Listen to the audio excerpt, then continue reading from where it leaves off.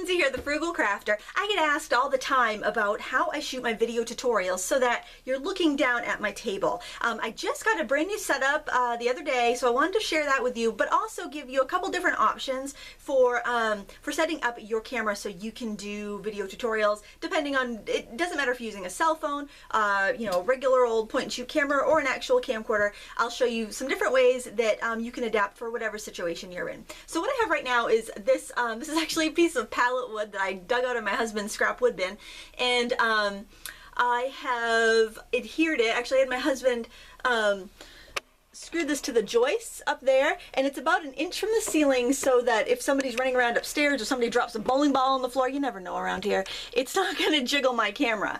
And I hot glued some shelf liner here to this, and then when I want to attach my camera obviously is filming this video, so I'm going to use this old one that I dropped on the cement floor last year and broke. So to attach it, what I do is well, see, my other camera is kind of like a bullet, so the lens would be right here on the bottom. So I'll show you how I'd attach this one, the one that I usually use. I put that there, and I've got this strap here that I made. And the camera that I usually use also has a Velcro wrist strap, which I wrap around up here. And this is unsanded, so it's really rough, so it grabs that really well. And then I take my little rubber strap here, and I wrap it around, and I'll tell you how I made this strap. Now this is a little bit, my other camcorder's fatter, so I needed that longer, but that would keep that centered over my area, so and I can look at my monitor. My monitor's right here. See, I can look at that while I'm working to make sure that everything is in frame. So that's really, really handy. So to make the strap that I use to harness this to my fancy pallet stick on the ceiling, I took a little strip of rubber from one of those resistance bands that you exercise with. So I've heard, I don't know, I don't exercise with them, but, and then I took some hook and loop Velcro. This is from Paper Mart, and I just used my sewing machine to stitch it to each end, and it makes a really grippy, stretchy band that I can attach my camera to different things like this stick up here. Now before I had this, I was using this band, but I had found a tripod at Goodwill, and it was broken, so I only paid like $1.99 for it. And I extended the legs, and I set this on my table like this. I'm just kind of open it all up here. Why won't it open? Because it's broken probably. Oh, good grief. Oh my gosh, of course, it was just fine. And now, it won't, there we go. Yes, there we go. And then I would extend the legs like this, so it's kind of straddling the gray mat that I work on. And then I'd put this in this little spot and lock it down, tighten everything up. And see, it had this little screw right here on the bottom. I thought, oh, I bet I could hook my camera right to that. And I did that, and then it just shot me upside down, so that really wasn't useful. But then I thought, well, this is really rugged. So, and I didn't want to feel like I wasted $2 because it was broken and I couldn't return it. And so then I took my strap, and I pretty much just went kind of up and over and around to lock that in. And I used the wrist strap that was on the camera to help lock that in. And again, my lens was on the bottom, so it would shoot down. I've never done it with this camera before. It doesn't have the wrist strap, but you know, that's just another idea that you could use. And I try not to do anything that's permanently going to damage my camera, so I didn't use any duct tape or anything like that. Now, another way that you're probably more likely to have success, because, you know, maybe you have just like a regular camera, or, you know, a cell phone or something like that you want to use, is to use a tripod in this traditional manner. So what I'm going to do here is just put these legs in. And what you can do is set your tripod in front of you on your work surface, and then you can usually extend the, oh, can you see that? You can't see that. Then extend this so it's up pretty high. You want it pretty high so it can kind of look straight down onto your work surface. And then you want to put your camera up here on the head of the tripod. Well, let me lower that because you can't really see that very well. There. So then you'd put your camera as normal up on the head of your tripod, and then you tip that forward.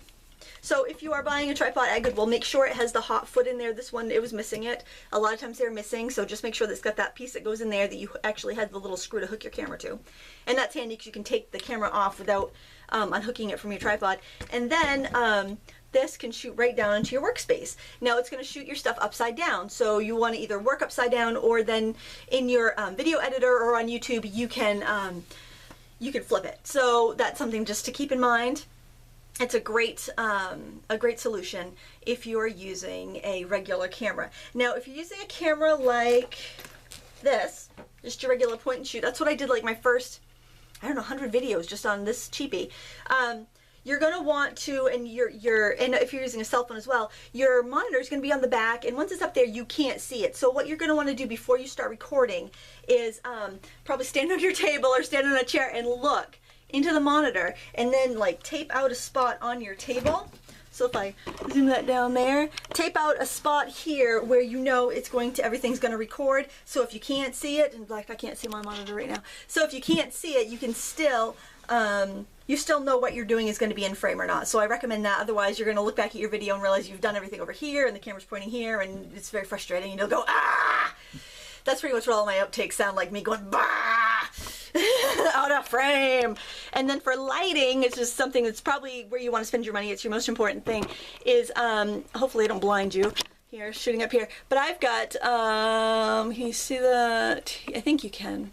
I have compact CFLs there and there. Those are daylight. Those are at 45-degree angles from my work surface, and they light up the area really well, and I find that shooting on gray is pretty forgiving. So when you're doing your videos, your camera can really adjust to the gray really well, more than it can for other colors. I think black might work pretty good and white might work all right, but your camera naturally wants to make everything kind of like 18% gray. I think it wants to like normalize everything. So if you start off with a normalized background, by the way, I shouldn't have worn red, because I've noticed that red just doesn't work well on camera. I don't know, red's my favorite color though, so it's very off-putting.